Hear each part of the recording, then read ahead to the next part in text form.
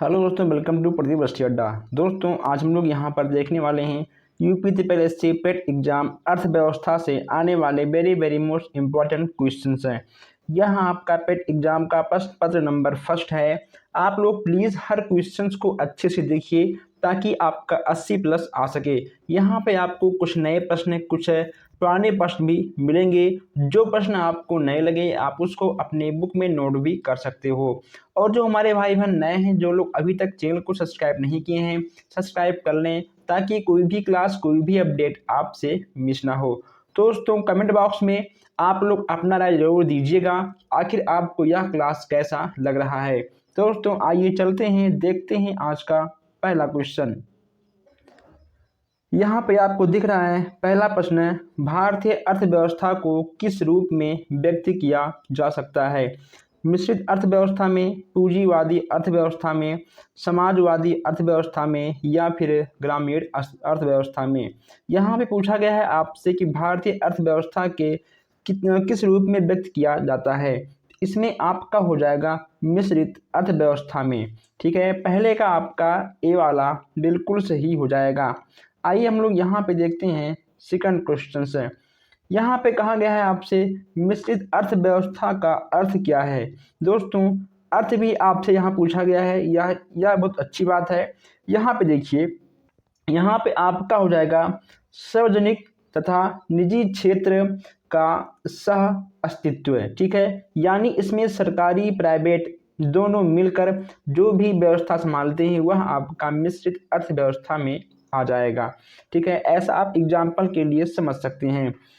Next यहाँ पे आपका है आर्थिक विकास की दृष्टि से भारत है। आर्थिक विकास की बात यहाँ पे की जा रही है।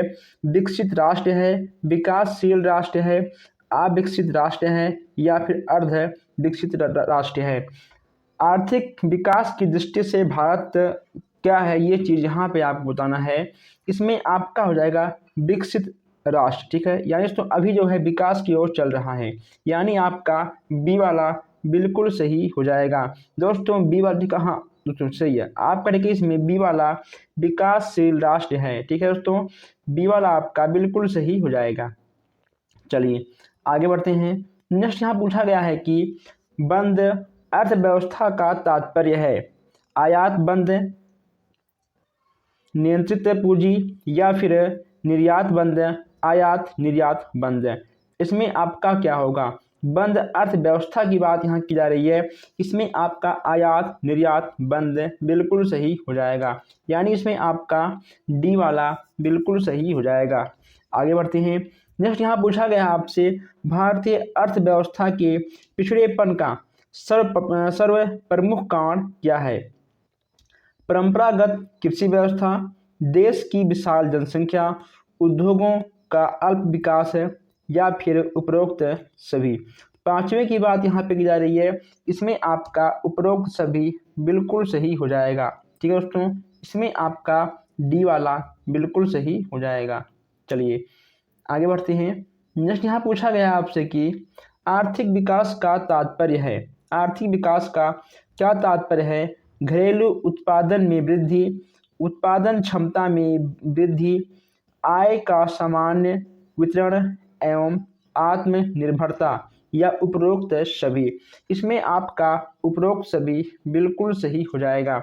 आय विकास की तात्पर्य की बात की जा रही है दोस्तों, कहीं ना कहीं घरेलू में वृद्धि। ठीक है, उत्पादन में, उत्पादन की क्षमता में वृद्धि, और इन सब से आवश्यक आपका है आत्मनिर्भरता। ठीक है, यानी आपका डी वाला बिल्कुल सही हो जाएगा। नेक्स्ट यहाँ पूछा गया है अर्थव्यवस्था के प्रारंभिक क्षेत्र में शामिल है। अर्थव्यवस्था के प्रारंभिक क्षेत्र में क्या शामिल है? कृषि, वन या फिर उत्खनन या ये सभी। इसमें आपका क्या होगा? सातवां की बात करें, इसमें आपका ये सभी बिल्कुल सही हो जाएंगे। कैसे? जब यहाँ अर्थव्यवस्था के प्राथमिक क्षेत्र की बात की जाएगी दोस्तों, कहीं ना कहीं अर्थव्यवस्था को ठीक करने में कृषि का बहुत ही बड़ा योगदान है, वन का भी है, और दोस्तों जो ठीक है हमारे देश में लोहा, कोयला, पेट्रोल, ठीक है, जो भी दोस्तों चीज़ें खनिज के रूप में निकलती हैं उसका भी कहीं ना कहीं अर्थव्यवस्था को ठीक करने में बहुत बड़ा योगदान रहता है। चलिए आगे बढ़ते हैं। नेक्स्ट यहाँ पूछा गया है आपसे, सेवा क्षेत्र अर्थव्यवस्था की किस क्षेत्र के अंतर्गत आता है? प्राथमिक, द्वितीयक, तृतीयक या फिर चतुर्थ है। सेवा क्षेत्र की बात की जा रही है, इसमें आपका 8वां यानी आपका सी वाला बिल्कुल सही हो जाएगा। ठीक है, इसमें आपका सी वाला बिल्कुल सही हो जाएगा। नेक्स्ट यहाँ पे आपका है, भारत में राष्ट्रीय आय की गणना का कार्य करता है। इसमें आपका क्या होगा? केंद्रीय सांख्यिकी संगठन, राष्ट्रीय सांख्यिकी संगठन, योजना आयोग, रिजर्व बैंक ऑफ इंडिया। इसमें आपका क्या होगा? अगर हम 9वें की बात करें तो इसमें आपका ए वाला यानी केंद्रीय सांख्यिकी संगठन, इसमें आपका ए वाला बिल्कुल सही हो जाएगा। आइए आगे बढ़ते हैं। नेक्स्ट यहाँ पूछा गया है आपसे कि राष्ट्रीय आय की गणना का आधार वर्ष क्या है? राष्ट्रीय आय की गणना का आधार वर्ष क्या है? 1989 से 90, 1993 से 94, 1911 से 12, 2002 से 3। 10वें की बात करें, इसमें आपका 2011 से 12 आपका सी वाला बिल्कुल सही हो जाएगा। ठीक है, राष्ट्रीय आय है, राष्ट्रीय आय आपका क्या होगा? राष्ट्रीय आय की बात की जा रही है, बाजार मूल्य दोस्तों, बाजार मूल्य पर निवल राष्ट्रीय उत्पादन। ठीक है, आपका ए वाला बिल्कुल सही हो जाएगा।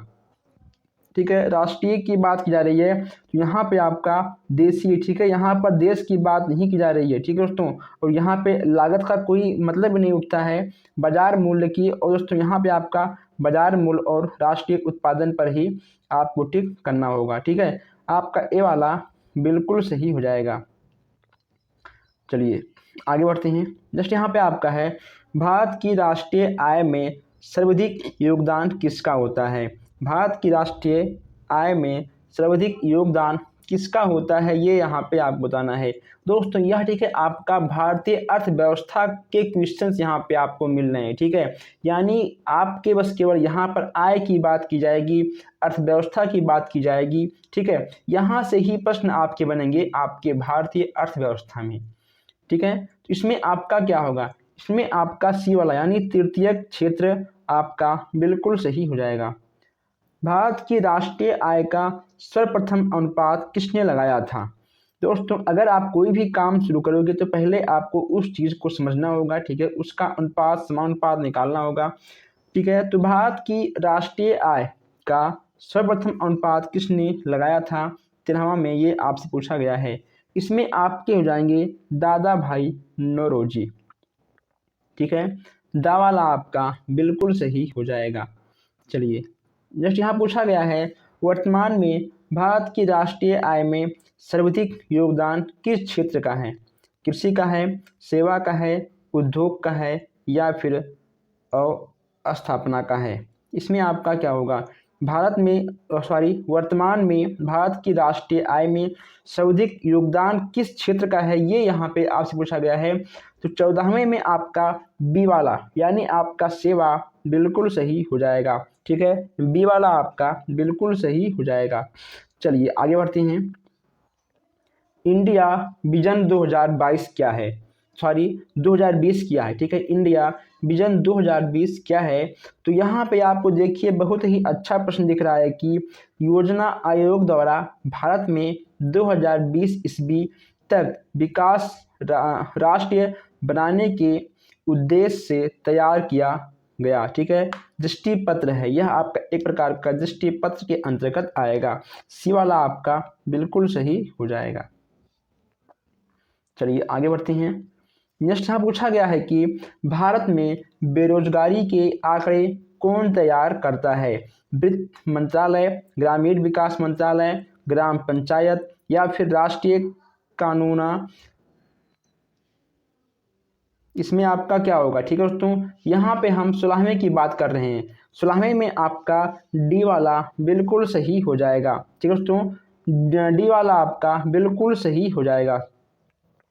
जैसे यहाँ पे आपका है, भारत में बेरोजगारी की किस्म पाई जाती है? भारत में बेरोजगारी की किस्म पाई जाती है, यानी इसमें कितनी प्रकार के बेरोजगारी यहाँ पे आपको देखने को मिल जाएंगे।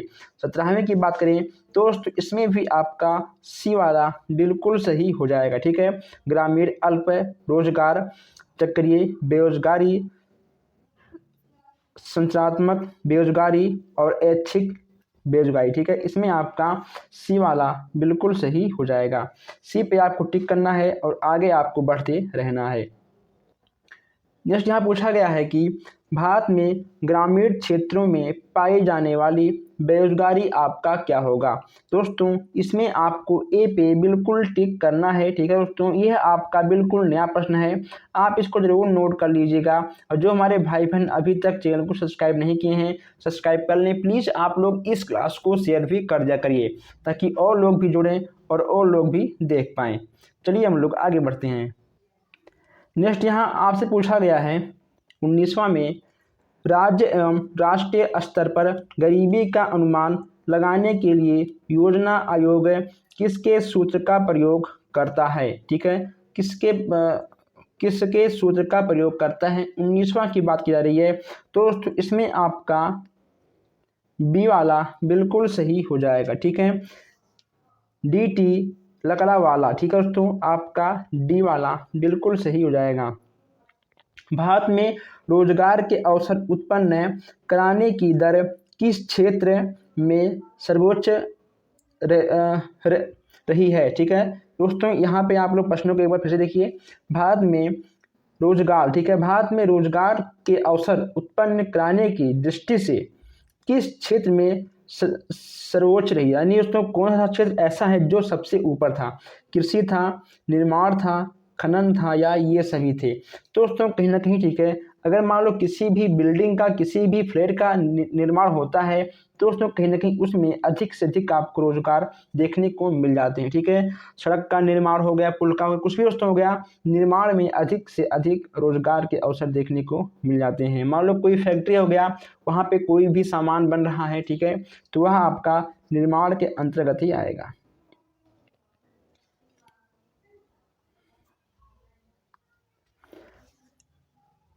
अंत्योदय कार्यक्रम का उद्देश्य क्या है? 21 की बात की जा रही है। इसका दोस्तों उद्देश्य क्या है? तो आपने इसका नाम तो सुना होगा। ठीक है, इसमें आपका क्या होगा? शहरी गरीबी में कमी करना, अनुसूचित जनजातियों के जीवन स्तर में सुधार करना, गरीबों में सर्वाधिक गरीबी का मदद करना, अल्पसंख्यकों को उन्नत करना। इसमें अगर हम आंसर की बात करें, इसमें आपका सी वाला बिल्कुल सही हो जाएगा। आइए आगे बढ़ते हैं। नेक्स्ट यहाँ पे आपको देखने को मिल रहा है कि कुटिल ज्योति योजना का संबंध किससे है? कुटिल ज्योति योजना का संबंध किससे है? ग्रामीण क्षेत्रों में गरीबी रेखा से नीचे जीवन यापन करने वाले परिवारों को विद्युत सुविधा उपलब्ध कराने से। ठीक है, इसमें आपका सी वाला बिल्कुल सही हो जाएगा। आइए आगे बढ़ते हैं हम लोग। वर्ल्ड डेवलपमेंट रिपोर्ट कौन प्रकाशित करता है? यहाँ पे आपको बताना है कौन प्रकाशित करता है। विश्व बैंक, विश्व मुद्रा कोष या फिर अंतर्राष्ट्रीय व्यापार संगठन, संयुक्त राष्ट्र संघ। 23 की बात करें, 23 में आपका विश्व बैंक करता है। ठीक है, विश्व बैंक आपका हो जाएगा। नेक्स्ट यहाँ पूछा गया है आपसे, मानव का विकास सूचकांक किस अर्थशास्त्री की देन है? HDI किस शास्त्री की देन है? ये यहाँ पे आपको बताना है 24 में। 24 का आपका हो जाएगा डी। ओके दोस्तों, महबूब उल हक। ठीक है, महबूब उल हक, डी वाला आपका बिल्कुल सही हो जाएगा। नेक्स्ट यहाँ पूछा गया है आपसे, मानव विकास सूचकांक में सम्मिलित होते हैं।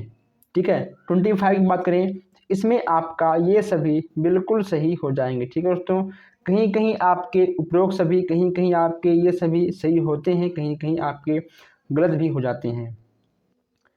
राष्ट्रीय ग्रामीण योजना गारंटी योजना कब लागू की गई?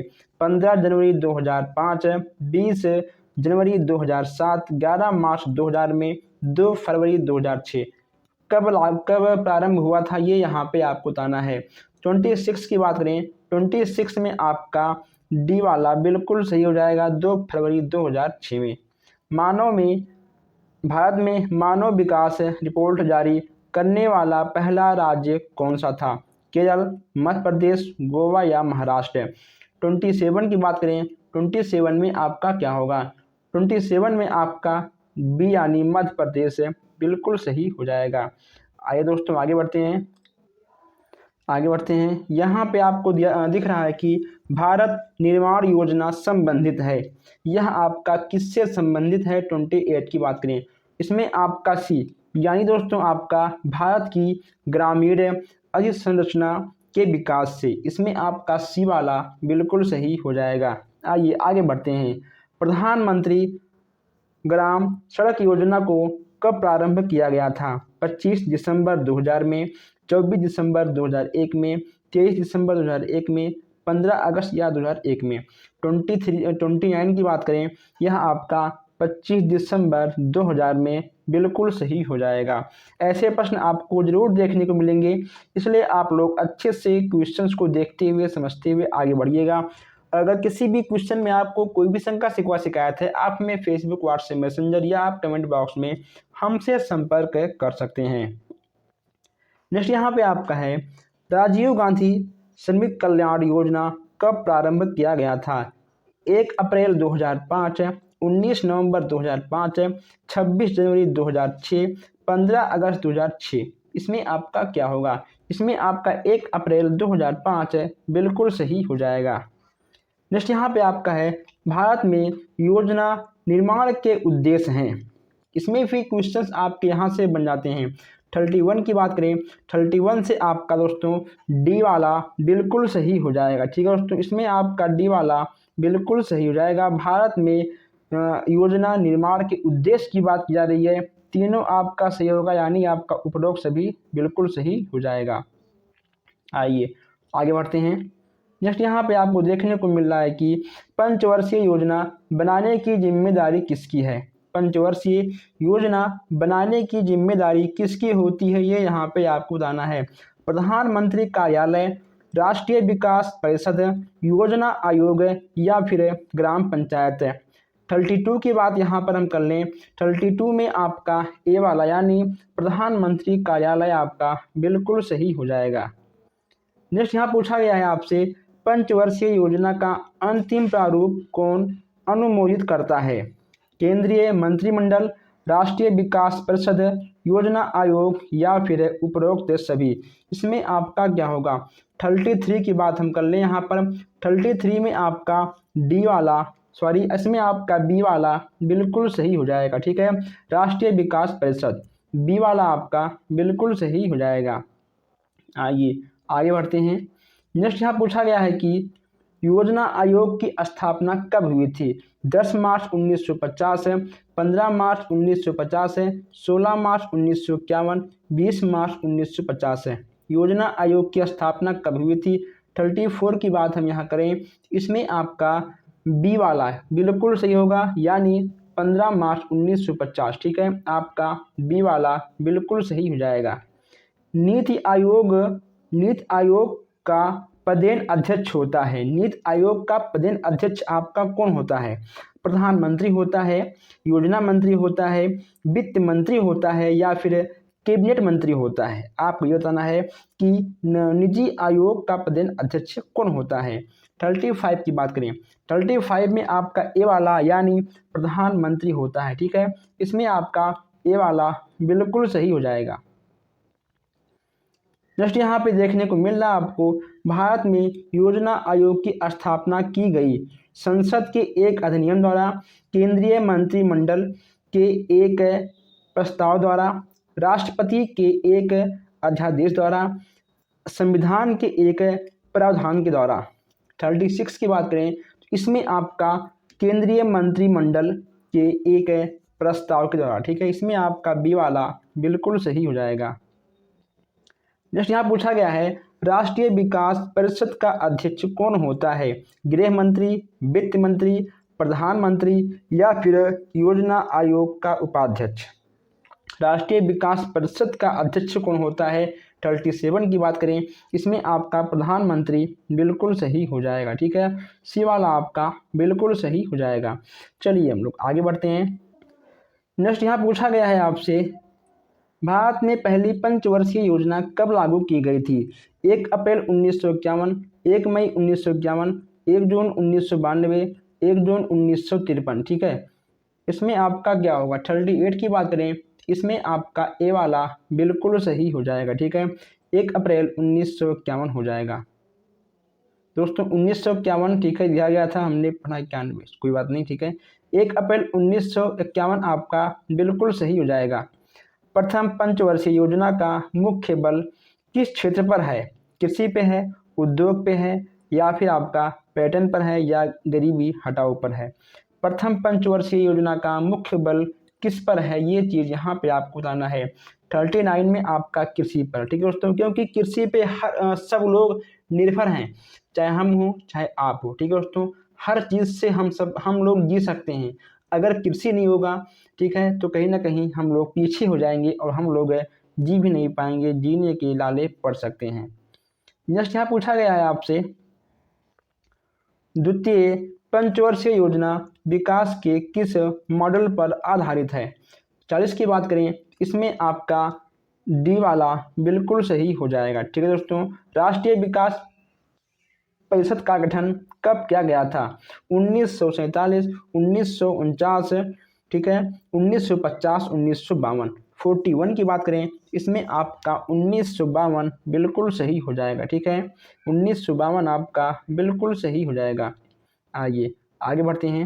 नेक्स्ट यहाँ पे आपका है, भारत में योजनाओं का था कहाँ पे था? दोस्तों 1962 में चीन भारत युद्ध के बाद, 1966 के सूखा के बाद है, या फिर 1971 में बांग्लादेश के स्वतंत्रता के बाद, उपरोक्त में से कोई नहीं। 42 की बात करें, इसमें आपका 1966 में सूखे के बाद की बात यहाँ पे की जा रही है। निम्नलिखित में से किस इस्पात कारखाने की स्थापना द्वितीय पंचवर्षीय योजना के दौरान की गई थी? 33 की बात यहाँ पे, सॉरी यहाँ पे आपसे 43 की बात की जा रही है। 43 में आपका डी वाला बिल्कुल सही हो जाएगा। ठीक है, यानी आपका तीनों बिल्कुल सही हो जाएगा। ऐसे प्रश्न आपको एग्जाम में देखने को मिल जाएंगे। गरीबी हटाओ तथा आत्मनिर्भरता की प्राप्ति किस योजना का मुख्य उद्देश्य निर्धारित किया गया था? चौथी, पाँचवीं, सातवीं या नौवीं? 44 की बात करें, 44 में आपका ए यानी आपका चौथी बिल्कुल सही हो जाएगा। 10वीं पंचवर्षीय योजना के अंतर्गत कितने प्रतिशत वार्षिक विकास दर निर्धारित किया गया था? 7%, 7.5%, 8%, 8.5%? 45 की बात करें, इसमें आपका 8% यानी आपका सी वाला बिल्कुल सही हो जाएगा। आइए आगे बढ़ते हैं। नेक्स्ट यहाँ पे आपका है, 12वीं पंचवर्षीय योजना की अवधि क्या थी? 2002 से 7 तक, 5 से 10 तक, ठीक है, 12 से 17 तक? उपरोक्त में से कोई नहीं। 12वीं पंचवर्षीय योजना की अवधि आपका क्या था? 46 की बात करें तो यह आपका 2012 से 17 तक था। ठीक है दोस्तों, यानी 5 साल तक था आपका। नेक्स्ट यहाँ पूछा गया है कि 12वीं पंचवर्षीय योजना में कितने प्रतिशत वार्षिक वृद्धि दर निर्धारित करने का प्रस्ताव किया गया था? 8.2%, 8.5%, 9%, 9.5%? 47 में आपका क्या होगा? इसमें आपका 8.2% बिल्कुल सही हो जाएगा। आइए आगे बढ़ते हैं। नेक्स्ट यहाँ आपसे कहा गया है कि निम्नलिखित में से केंद्र सरकार द्वारा लगाए जाने वाले कर आपके कौन कौन से होते हैं? सीमा शुल्क, आयकर, निगम कर, या ये सभी? यानी केंद्र सरकार किस किस चीज़ का शुल्क हम सबसे ले सकता है?